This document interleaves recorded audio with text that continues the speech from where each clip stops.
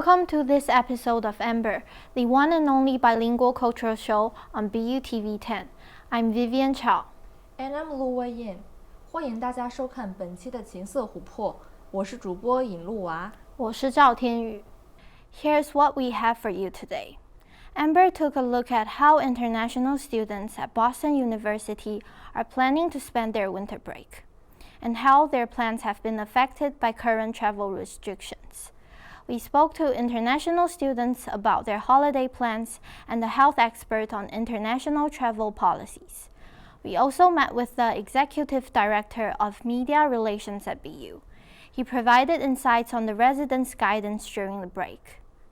Meanwhile, in response to Elon Musk's tweet of the Chinese poem Quatrain of Seven Steps, we invited students and Professor Ha Jing from the Department of English to share their interpretations of the tweet and their understanding of the differences between Chinese and Western poetry. 在本期的《情色琥珀》中，我们关注了目前的旅行隔离政策对国际学生的影响。我们邀请了国际学生和医学健康领域的教授来分享他们对于冬季假期以及隔离政策的看法。与此同时，我们邀请了波士顿大学的学生以及英文教授兼作家哈金先生来分别讲述他们对于东西方诗歌差异的看法。On November 2nd, Tesla and SpaceX CEO Elon Musk posted an ancient Chinese poem titled Quatrain of Seven Steps on his Twitter, which has provoked many discussions on both Chinese and Western social media. BU students and faculty share their thoughts on this tweet and the difference between Chinese and Western poetry. On November 2nd, Tesla and SpaceX CEO Elon Musk posted an ancient Chinese poem titled Quatrain of Seven Steps on Twitter. This poem has provoked many discussions on both Chinese and Western social media. Amber invited students and a professor to share their thoughts on this tweet and the difference between Chinese and Western literature. Students shared their thoughts when they first heard that Elon Musk tweeted Quatrain of Seven Steps. They discussed their interpretation of this poem and its message. When I first saw it, I thought it was kind of odd that he tweeted it in the first place. It was so out of the blue and there was no context given.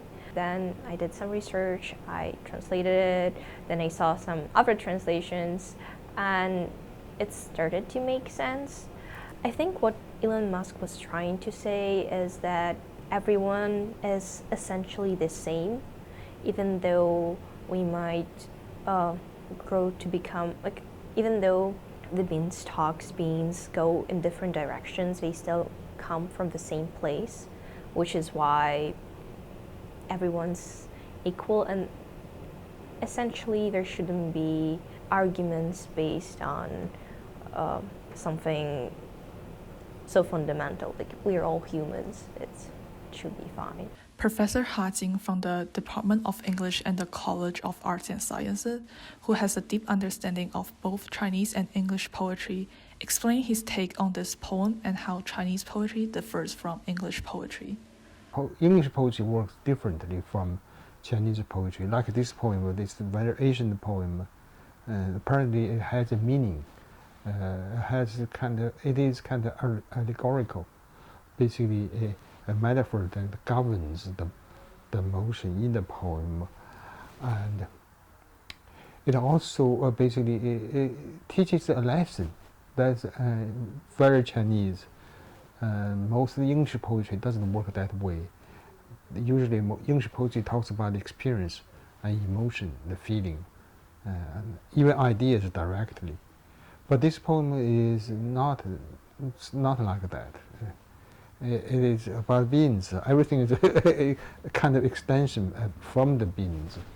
So, but we can see the meaning, and if they are from the same root, the beanstalks and the beans shouldn't destroy each other in such a hurry. So it has a lesson. Students and Professor Ha Jing compare Western literature and Chinese literature. I feel like when it comes to Western literature, maybe the meanings, the message I feel like is a bit more obvious. Where like in Chinese literature, I feel like it's more left up more left to interpretation, and there isn't maybe not like a straightforward meaning to it. I think Chinese poetry is more intricate and more concise, and there's beauty in the characters that are used, because you can, even the writing itself and how they are combined as the art, and like even if we're going away from the meaning, just the structure itself is beautiful. Chinese literature is more concise in the way it depicts all the emotions, and sometimes the characters can, just a few characters can mean so much and already explain way more than a whole paragraph in English literature, for example, which I think what makes it so beautiful, because there is beauty in conciseness. Because it's very close to natural speech, English poetry is quite physical in that sense, because you can feel the speech, how the people's emotion and attitude. Whereas in Chinese, like this poem, doesn't matter, is like 1500 years old, or maybe even more than that.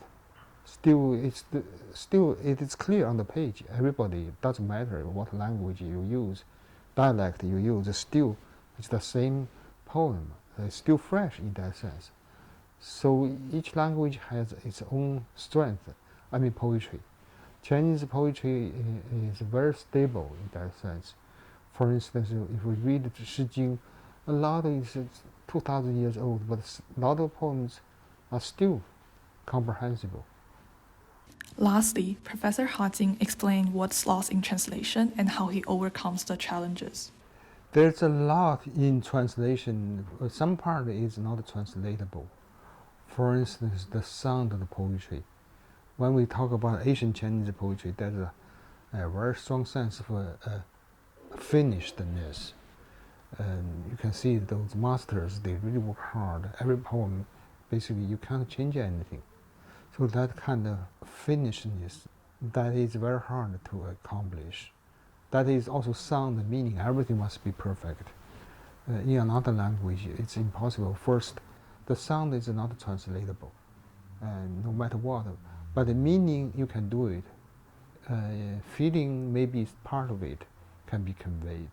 So loss is inevitable. So we have to accept as a fact that this is not,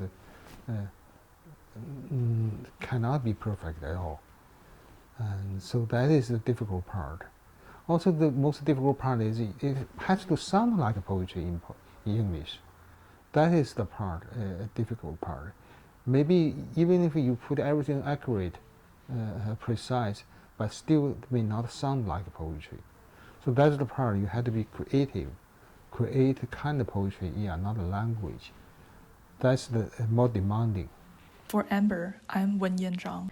We'd love to see more discussions on Chinese and Western poetry, and we look forward to finding ways to develop more accurate translations. As the semester is coming to an end, students are beginning to make plans for their winter break. However, due to travel restrictions, most international students can't go back to their countries as they used to. Let's hear about experts' opinions on travel restrictions, international students' holiday plans, and BU's winter break housing policies.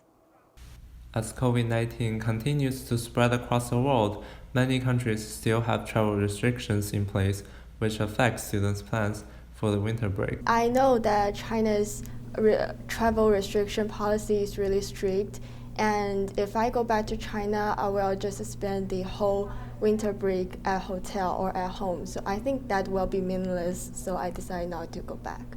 For example, I arrive in Shanghai, so I will be randomly assigned to a hotel in Shanghai and spend the whole 2 weeks and take several COVID-19 tests in the hotel. And then I will be sent to my hometown and live alone in a certain place in my hometown alone and spend the 7 days. Then I can live with my family, but I still cannot go outside or anywhere else because I do not have the green badge. So after that 7 days, And if all the test results are negative, I can get my hometown's green badge and I'm a free person. So that is really long process. I fully understand that we need quarantine time to make sure that we are safe, we are healthy. But I think because you know that some province in China changed their policy to the one card, like 21 plus 7 plus 28. I think that would be too long. I think like 14 and plus 7 is acceptable. I still plan to go back to my country in this winter break. Because of the situation has become so serious now, policies have been strengthened. But first, we have to submit the PCR test result. And as soon as we arrive Korea, we have to do self-quarantine. I heard we have to do like 10 days, but I think it's keep changing because of the Omicron. It's really serious now, and people are also really concerned about it. So I think it will get more serious and restrictive than before. Dr. Davidson Hammer, professor of global health and medicine at the Boston University School of Public Health and School of Medicine, shared his view on travel restrictions. I think quarantine helps for somebody who's been exposed. Most people develop infection if they're exposed within 5 to 7 days. Yeah, there's a risk after 14 days, but it's very low after 10 days. Between day 7 and 14, you still need to be careful. You need to wear a mask, limit social contacts, and so forth. So I think that it would be nice to standardize and harmonize quarantine guidance across the world, but I think that is not likely to happen unless the World Health Organization comes out with some standard guidance and then countries adopt it. Colin Riley, the executive director of media relations at BU, referred to BU Housing's policies during the break and mentioned alternatives for students who choose to remain on campus. All of our apartment-style housing remains open. So those are the buildings in Student Village, 10 Buick Street, 33 Harry Gannis Way. They're the brownstones on Bay State Road, a few Calm Ave addresses, and South Campus.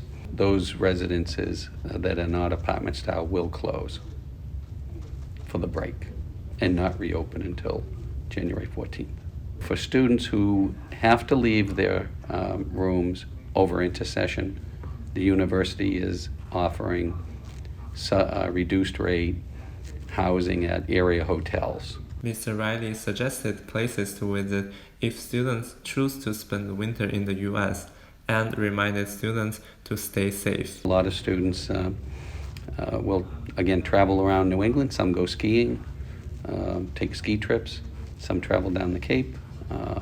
Some travel to other states, the nation's capital, New York City. I know a large number of students go to New York City to visit friends.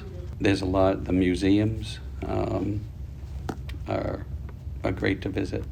And I believe there's discounts for students with BU IDs. Of course, there's always the Bruins and the Celtics and the Patriots, if you like professional sports. Personal safety is something that individuals need to pay attention about all the time. The university wants them to be safe and to return and continue their studies. For Amber, I'm Tian Liao. While it is time to take a break from schoolwork, it is also important to stay safe during the winter break as COVID-19 continues to affect people's lives. That wraps up this episode of Amber. If you want to learn more about behind-the-scenes stories, follow us on Facebook, Instagram, Twitter, WeChat, and Weibo, and tell us more about your opinions. If you want to catch up on past episodes, please visit butv10.com/amber. 今天的琴瑟琥珀就到这里了， Thanks for stopping by. We'll see you next time. 感谢您收看本期节目，我们下期再见。